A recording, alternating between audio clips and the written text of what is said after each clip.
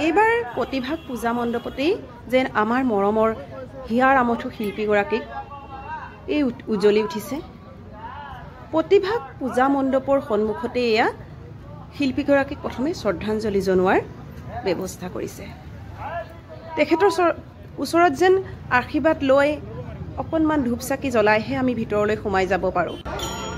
তাৰ পাছতেই আছে এয়া দেৱীৰ আৰাধনা, মাংগলিক কাৰ্যসমূহ।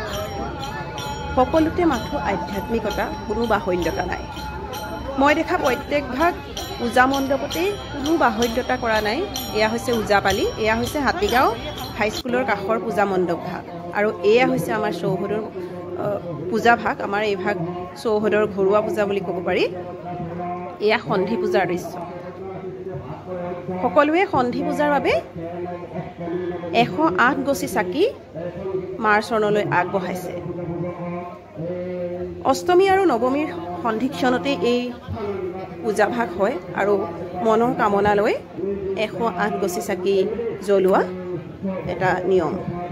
যদি কোনোবাই নোৱাৰে 9 গছি, 11 গছি, 21 গছি এনেধৰণেও জ্বলাব পাৰে।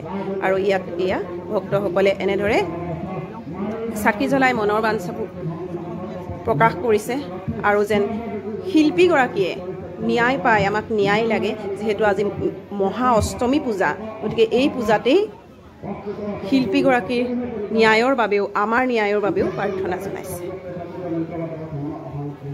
এয়া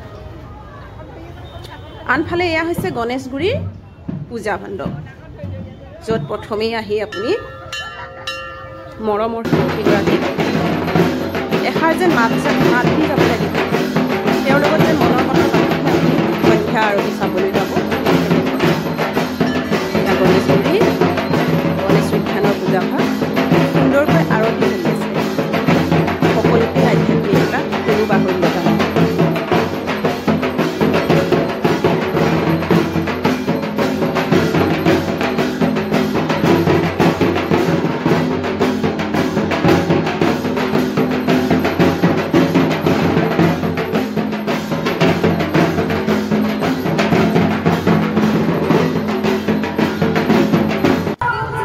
এয়া হৈছে কাহিলীপাৰা পূজা মণ্ডপ।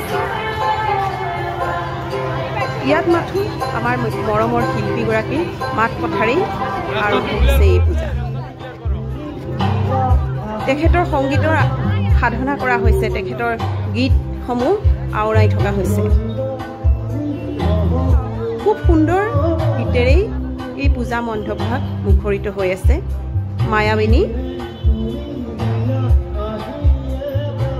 মায়া বিভিন্ন গীত গাইছে তেখেতৰ, আৰু তেখেতৰ স্মৃতি সজীৱ কৰি ৰাখিছে, আৰু তেখেতৰ গীতেৰে সকলোকে কন্দুৱাই দিছে।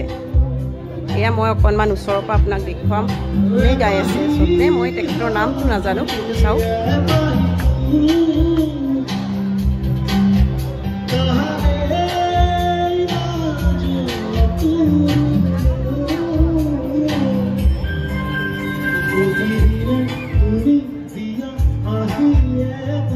এই পূজা মণ্ডপ ভাগত যথেষ্ট মানুহ হৈছে মাথো জুবিন গাৰ্গৰ গীত শুনিবলৈ, আৰু ভিতৰৰ ফালেও আছে যথেষ্ট আধ্যাত্মিক পৰিৱেশ। এয়া মা দুৰ্গাৰ 9টা ৰূপ ইয়াত অংকন কৰিছে।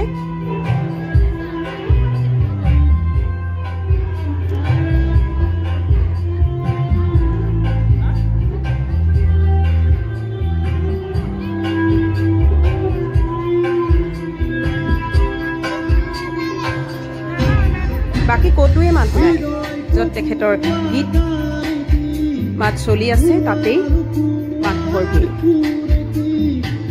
সকলোৱে যেন তেওঁৰ মাতটোহে শুনিবলৈ আহিছে, তেওঁৰ গীতসমূহে ৰোমন্থন কৰিবলৈ আহিছে।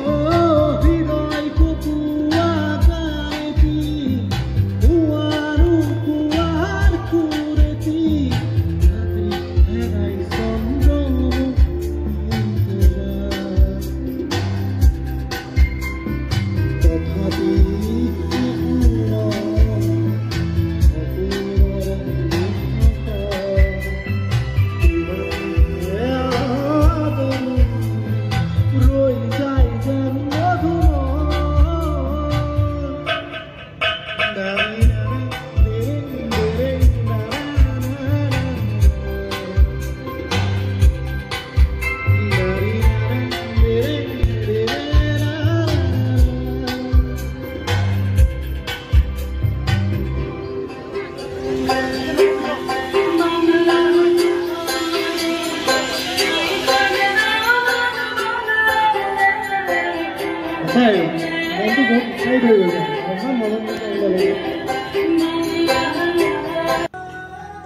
আৰু আন এভাগ পূজা চাওকচোন এই ভাগো গণেশগুৰিৰে প্ৰথমে তেখেতৰ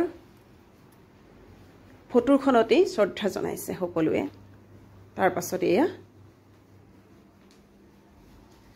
যথেষ্ট লোক আহিছে যেহেতু আজি অষ্টমী পূজা আছিল সকলোৱে দেৱীৰ চৰণত সেৱা লৈছে আৰু বহু লোকৰ মুখত মাথো এটাই কথা যে দেৱীৰ ওচৰত মাথো আমাক ন্যায় বিচাৰিছোঁ আজি ন্যায় দিব আৰু আমি ন্যায় পালোঁ বুলি ক'ব লাগিব আচলতে এই পূজাৰ শেষতেই যেন আমি এটা ভাল খবৰ পালোঁ তেওঁলোকক যি কেইজন লোকৰ ঠিক কৰাই কৰিছে বুলি শুনি আমি সঁচাই খুব আনন্দিত হৈছোঁ আৰু মাৰ চৰণত সেৱা লৈছোঁ যাতে দুখীয়ে উচিত শাস্তি পায় তেখেতৰ অশেষ কৃপাত আজি অসমবাসীয়ে ন্যায় পাবলৈ গৈ আছে গতিকে মাৰ চৰণত পুনৰ আমি সেৱা লৈছোঁ আজি নৱমী পূজাৰ দিনা যাতে অসমবাসী ন্যায় পাওক ঘটনাটোৰ উচিত তদন্ত হৈ দুখীয়ে উচিত দৃষ্টান্তমূলক শাস্তি পাওক ধন্যবাদ